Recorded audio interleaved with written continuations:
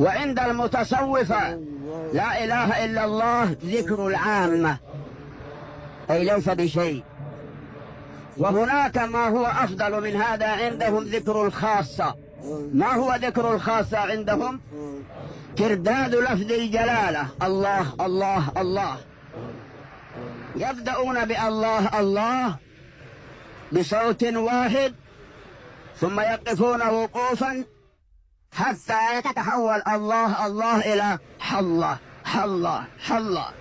ومن شاهد هؤلاء كثيرا ما يعملون فيما مضى حتى في منى عندما يأتوا في الحج يعلم بأنه عبث مخالف لدين الله.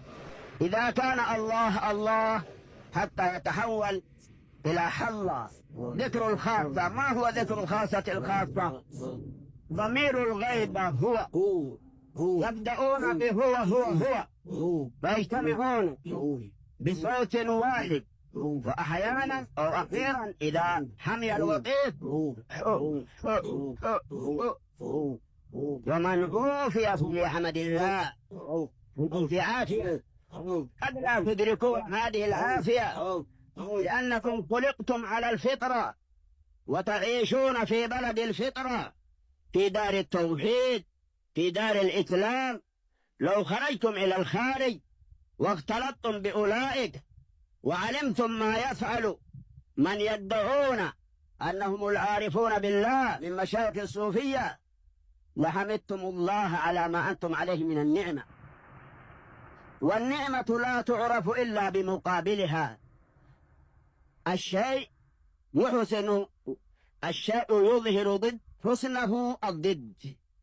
إذا عرفت الشيء وعرفت ضده عرفت حسن ذلك الشيء. لا تعرف نعمة الغنى إلا بالمقارنة بالفقر، ونعمة الصحة إلا بالمقارنة بالمرض. كذلك نعمة الإيمان، نعمة الإسلام، نعمة فهم الإسلام لا تعرف إلا إذا قارنت بما تعيش فيه بعض الشعوب من الجهل المركب.